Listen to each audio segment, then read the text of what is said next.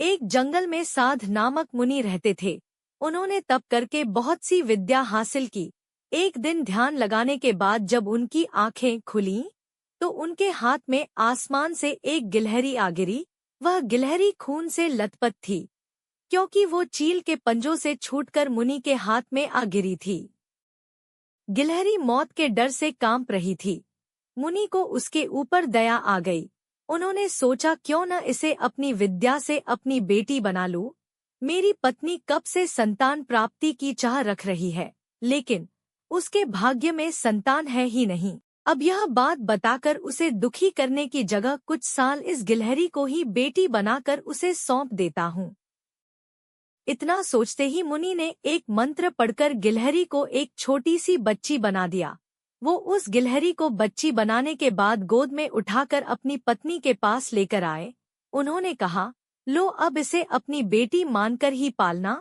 सोच लो, भगवान ने तुम्हारी सुन ली है। मुनि की पत्नी छोटी बच्ची देखकर खुश हो गई। अब गिलहरी से बच्ची बनी लड़की मुनि के घर में बड़े लाड़ प्यार से पलने लगी। मुनि की पत्नी ने कुछ दिनों के बाद बच्ची का नाम वेदांता रखा। मुनि और मुनि की पत्नी दोनों ने बड़े प्यार से वेदांता को पाला। मुनि को बहुत खुशी थी कि उसकी पत्नी को अपनी ममता लुटाने के लिए एक बेटी मिल गई। कुछ समय के बाद उसकी परवरिश में मुनि भूल ही गए कि वो एक गिलहरी है। वेदांता को मुनि ने अच्छी पढ़ाई लिखाई करवाई।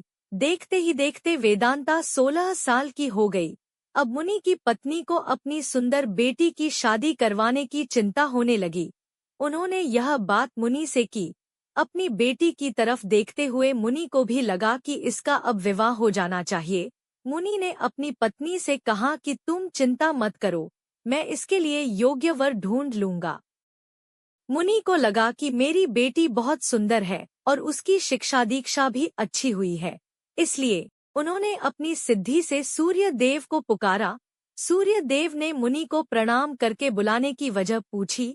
तब मुनि ने कहा, मेरी बेटी विवाह के योग्य हो गई है, मैं चाहता हूँ कि आप इसके पति बने।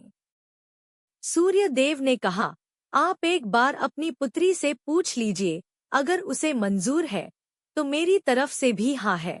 तब वेदांता बोली, पिताजी, यह बहुत गर्म है, मैं इनके पास नहीं जा पाऊंगी और ना ही इन्हें देख पाऊंगी।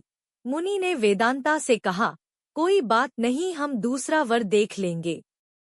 तभी सूर्य देव ने कहा, हे मुनिवर, मुझसे श्रेष्ठ बादल है, आप उनसे बात कीजिए, वह मेरे प्रकाश को भी ढक देते हैं। मुनि ने अब बादल को याद किया। बादल गरजते हुए मुनि के पास पहुंचे और उन्हें नमस्कार किया। इस बार मुनि ने सीधे वेदांता से पूछा, क्या तुम्हें यह वर पसंद है? वेदांता ने जवाब दिया, पिताजी, मेरा रंग गोरा है और इनका काला, हमारी जोड़ी अच्छी नहीं लगेगी। तब बादल ने मुनि से कहा, आप पवन देव को बुलाइए, वे मुझसे श्रेष्ठ हैं, उनमें मुझे उड़ाकर इधर से उधर ले जाने की ताकत है। अब मुनि ने पवन देव का स्मरण किया। पवन देव के आते ही मुनि ने अपनी बेटी से पूछा, क्या आपको यह वर पसंद है? वेदांता बोली, पिताजी, यह तो एक जगह ठहरते ही नहीं है, इनके साथ मैं घर कैसे बसा पाऊंगी? इस बार मुनि ने पवन देव से पूछा, मुझे अपनी पुत्री के लिए वर की तलाश है, आप बताइए कि आपसे श्रेष्ठ कौन है? पवन देव ने जवाब दिया, मुनिवर, आप पर्वत को बुला सकते हैं, वह मेरा रास्ता रोक देते हैं, वह मुझसे श्रेष्ठ हैं। तुरंत मुनि ने पर्वत को पुकारा। पर्वत को देखते ही वेदांता बोली, यह तो पत्थर हैं, इनका दिल भी पत्थर का ही होगा, इनसे विवाह कैसे हो पाएगा पिताजी? मुनि ने हाथ जोड़कर पर्वत देव से पूछा, आपसे श्रेष्ठ कौन है? पर्वतराज ने जवाब दिया, हे मुनि, चूहा मुझ में छेद कर देता है, इस आधार से वह मुझसे श्रेष्ठ है। इतना कहते ही पर्वतदेव के कान से चूहा नीचे कूदा। वेदांता ने जैसे ही चूहे को देखा, वह खुशी के मारे उछल पड़ी। उसने कहा, पिताजी, यही मेरा वर बनना चाहिए, मुझे यह पसंद है, इनकी पूंछ, कान, सब कुछ कितना प्यारा है।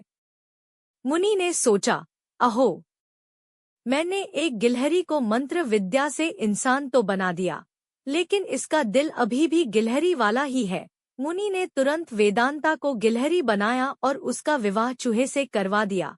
विवाह के बाद दोनों खुशी खुशी रहने लगे।